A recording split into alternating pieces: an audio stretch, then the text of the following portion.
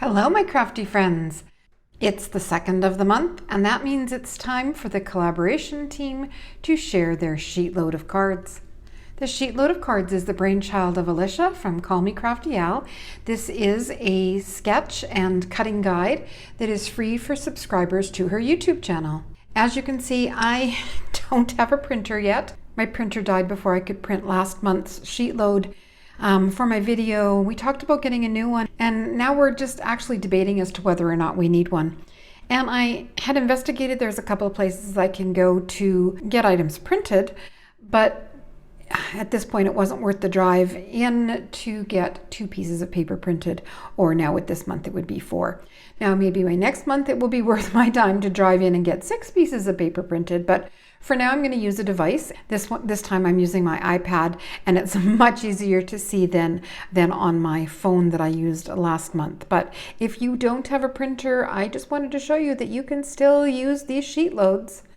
This month is another special edition. We're going to use 6x6 patterned papers, and we will also have a special hashtag. It'll be in my video title, and I'll put it in the description box below, and that is where you can click on that hashtag and it will bring you to what all of the collaborators came up with. So the whole collaboration team is linked on that hashtag, which is very cool. And if you're playing along and wanting to share your sheet loads, there is also a hashtag before. All of that will be on your free printable when you subscribe to Alicia's channel at Call Me Crafty Al. So there is the sketch. The yield is 6 cards, and we're going to use 3 6x6 patterned papers. There is the cutting guide there. If you follow me, you know I use the sheet load to make birthday cards. I donate 25 birthday cards every month to my mom's old nursing home, so I like to take advantage of the sheet load to make those. And actually last month I liked the sheet load so much I made 2 sets, so I ended up with almost 20 birthday cards just from that one sheet load, and it does not take very long. This is such an efficient way to use your pattern papers and the sketches and get a number of cards all at one time. So here are my cards. Once again, I made them birthday cards, and how I use them differently is I used some of the cut aparts from the pattern paper. So I'll go over some of the details of my cards. I'll just put down my iPad. Man, that gets heavy. The pattern paper that I used is the 6x6 patterned paper Spring Fling by Pebbles. I've had this again in my stash for several years. It's got some cute little prints on it, and so I just chose 3 that went together. I did change it by using different colored card bases, so depending on what the embellishments were. I have 2 kind of pale peach, 2 craft, and 2 light pink. And then the decorations are cut aparts. So, I mean, as you can see, the cut aparts in a, let's turn this over here. The cut aparts in a 6x6 pad are quite small, or can be quite small. So I decided they would actually work really well for embellishments on the cards. So that's what I used. And some of them didn't need a sentiment at all. And this was one of the cut aparts that came off of this trio here. And then I only needed to stamp 1 sentiment there. And I used an Altenew Birthday Builder stamp for that. And it has a whole bunch of happy stamps and a whole bunch of birthday stamps. I didn't bring it over to show you. But they're in several different fonts and lots of different sizes, so it's a great one to combine, and that's what I used there. It will be linked on my blog.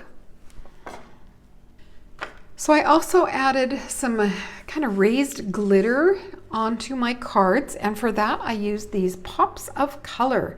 This was a free with purchase from scrapbook.com. And I'm really enjoying it. It's like a cross between like a glitter glue like Stickles and Nouveau drops. It has all the sparkle of Stickles, but it's still a little bit raised. Yeah, like I said, I'm really enjoying it. And this one is the color Glitter Snowflake. So I did use that on most of my cards, and it also makes nice little circle embellishments, and they just catch the light. So I made my cards by using the cutting guide and cutting out all of the panels, and from there I decided what cut aparts I would lay on there. And for a couple of them I just added some scraps of paper that were in the pad, because I've had the pad for a while. There's lots of bits and pieces in it, and I just was able to use up some of those to add some more color to the cards, and the insides were all done the same.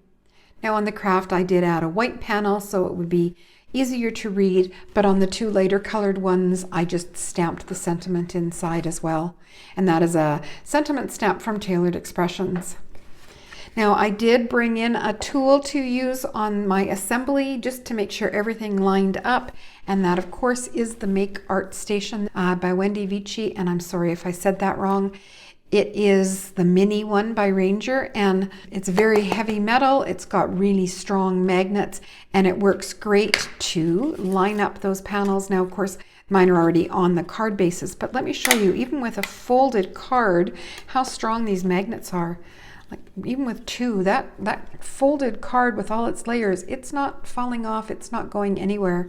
So it's a very handy tool, comes with the 4 magnets, and it also comes with the magnetic ruler, which makes lining up paper strips very easy and straight. I always, when I handwrite, write upwards, but a tool like this really helps, and I know a lot of people thanked me for showing it on a previous sheet load that I used it on. So that is also linked on my blog if you are interested in checking that out.